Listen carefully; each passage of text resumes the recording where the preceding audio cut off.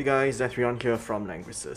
I'm from the guild Legion of Scorn, and today we're gonna do the last joint battle that I have yet to upload, which is the Friday-Saturday joint battle, which gives gear drops. We are going to head into this with basically Nitro's team, which I feel works very well for this joint battle. It gets it done with a minimum of fuss. I'm going to use Omega, Zerida, and Liana with Gospel, and my counterpart is going to bring Ledin, Liana with Prayer, and Tiaris with her usual build. So let's get into it.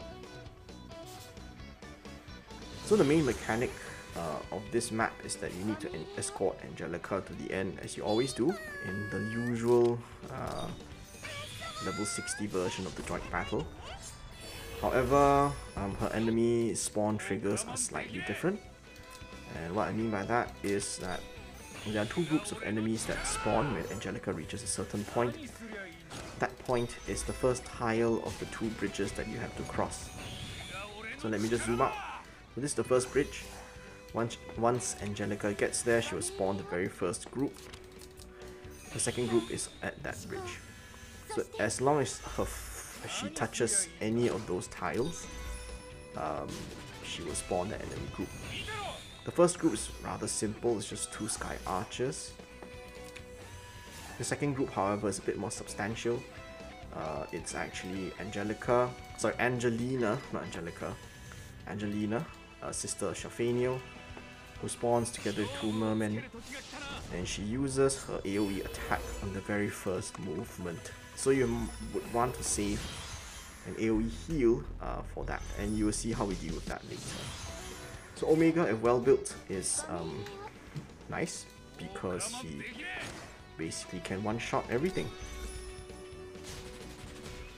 due to his ability to bypass troops. So this is how I usually bunch up my characters for this part when Angelica takes the spawns the group, not takes the aggro. I hope she doesn't spawn the aggro. Mistake there. I should have gospeled Omega instead. Okay, so this is the gimmick that you will see in this. So this red debuff comes from that harpy over here, and what that does is does fixed damage basically. So yeah, if you can move that character, the red debuff first, so that your healers can heal up everybody once the fixed damage is taken. So she steps on the bridge and the enemy spawn. In this formation that we have, everybody is within 2 squares of Ledin, so he tanks all the attacks like a boss. They do hurt, so if you use another tank that is not Ledin, do make sure that they can take it. Of course, if you have Landius, that would be nice, so that you can counter attack them for some damage. But I'm choosing not to use Landius here. I think this should still be a kill, because it's a archer versus... Oh wait, it's archer, so sorry, my bad. I was gonna say a flying unit. I realized it's not exactly a flying unit, is it? Alright, so we are gonna transition into trying to get Angelica in the best possible position for the second bridge. Okay, I don't want anybody to get the fixed damage, so I'm gonna still stand here. Otherwise Angelica is gonna get it. This way only Zerida gets it. It's called Resonance. Angelica can move. Okay, we'll let her move all 3 squares. Ledin moving down. Liana just gonna heal up Ledin. I'm controlling both accounts today because my partner is away on a personal commitment. My usual JB partner, don't get me wrong. Anyway. Okay, so I normally like to stand Omega there. There is... Okay, I'll show you the final setup once we got it done. Anyway. Angelica can move here, so let's not block that area for her, which we are not going to. We're gonna want to get our guys into position though. Maybe we should block it after all, so she can only move one. Yeah. Maybe let's block it after all. Okay, I'm gonna move Tiaris up. So she'll move the maximum that she's allowed to. So if I move Liana down here, she can only move 1, I think, unless she comes here. So let's test that out. I'm still fairly new to this joint battle, so let's see what happens. Okay, we're almost in the final position. We can block Angelica from stepping on this tower if you want to, but just for the sake of time, let's just get that sorted now.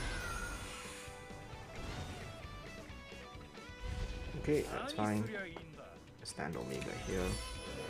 Zerada can come over here, faction buff, and get King's Crown.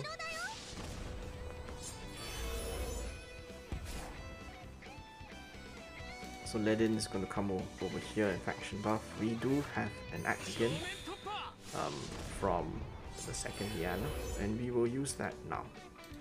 Oh wait, no, we shan't. Sorry. Angelica can't really move there anyway, so we're just going to delay for a turn, which is completely fine by me.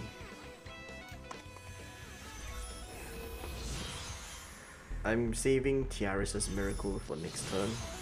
Maybe Miracle up just before the...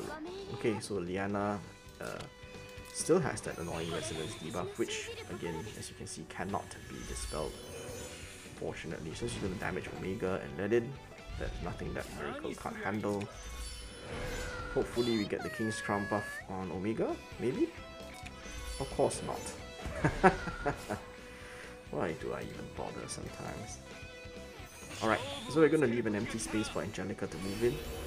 We're going to Miracle everybody. And we can save Liana's act again actually, now that she doesn't need it. Okay, so you will see Angelica triggering Angelina's group. So triggered. We tank it just fine, because the AoE doesn't do that much damage.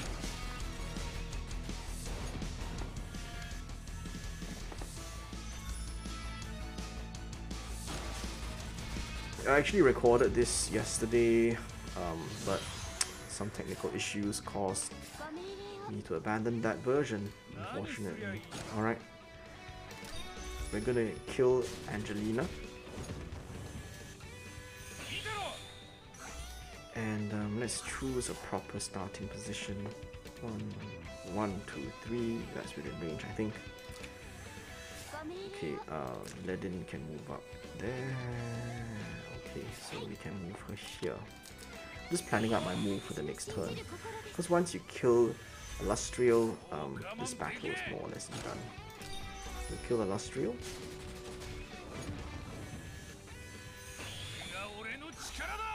Then we give space for Ledin to move 3 blocks. So here, so Ledin's going to be standing here. We want Zerada to be within guard range, so let's do that. Get rid of 1 merman. The second one should fall relatively easy once Ledin hits him with his counter attack. We do have prayer, but we can use it at the next sitting. So I'm just going to attack Blessing Omega just in case Zerada, sorry not Zerada, just in case Ledin can't counter kill everything. But he's usually capable of doing so. You don't really need a very strong Ledin for this last part. I prefer using Ledin rather than Landius because he makes... oh, not nice. Very not nice. So he makes this part very easy because he makes short work of the cavalry enemies. Once the first white wolf dies, there will be a triggered spawn of 2 more white wolves. And they'll all fall to Ledin fairly easily. I'm not sure if a strong enough Landius can one-shot them, but I prefer Ledin mainly because of this turn. So let's see if the merman will attack Angelica, or whether he'll attack Tiaris or Liana, who are actually guarded. We more or less won the joint battle already, because once you eliminate all enemies, you kind of win. You don't really need to bring Angelica all the way there. Okay, so that should be the final action. And yeah, that's it. That's a win for us. So that's the level 65 Friday and Saturday joint battle. Fairly simple. You don't need Omega, you just need a strong enough attacker that can one-shot the enemies. Okay, so not that great luck for loot, but oh well. So as always guys, I hope you found that helpful, useful, entertaining, and this is Zethrion, signing off.